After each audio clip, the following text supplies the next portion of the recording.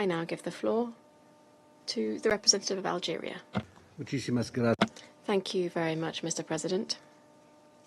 I wish to begin by taking this opportunity of this first meeting to congratulate Panama for taking up the presidency of the Security Council this month of August.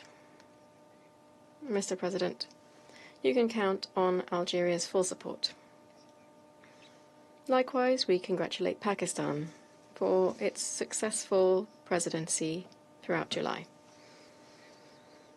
I'd like to thank Mr. Miroslav Jenča for his valuable briefing. Mr. President,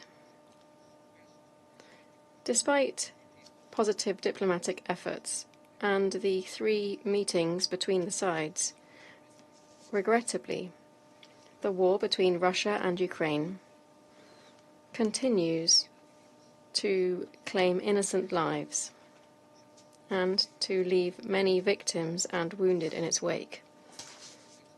In this context, my country continues to reiterate its profound concern at the increasing international polarization, which is intensifying and prolonging the conflict, and which not only diminishes chances for achieving peace, but also derails mediation efforts. Mr. President, the current situation could drag the region into a spiral of conflict and crisis, which unfortunately will be reflected around the world, particularly in developing countries that have been and that continue to be affected by turbulence on the food and energy markets. For this reason, once again, I wish to underscore the following points.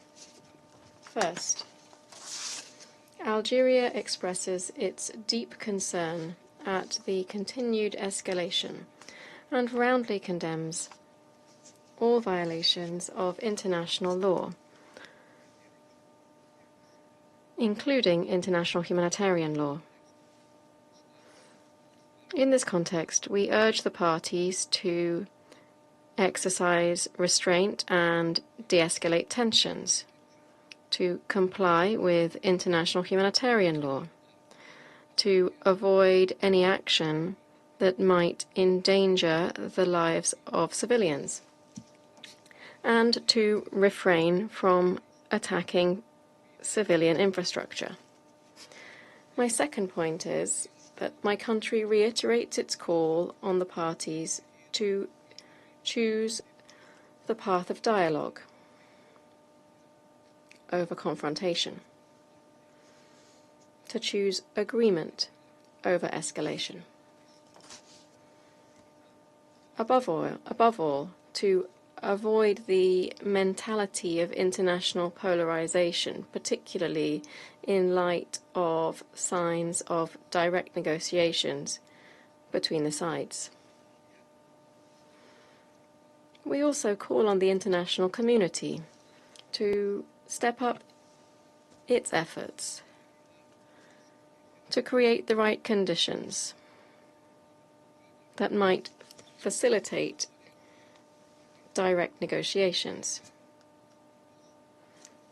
bring positions closer together, and enable the achievement of an alignment of views to ease the escalation and to resolve the conflict between the parties. To conclude, Mr. President, Algeria reiterates its steadfast commitment to support all diplomatic efforts aimed at achieving a cessation of the war and a fair, lasting, and comprehensive peace, based on the principles and purposes of the United Nations Charter, and bearing in mind the legitimate security concerns of the parties. Thank you, President. Agradezco I thank the representative of Algeria for that statement that he delivered in perfect Spanish.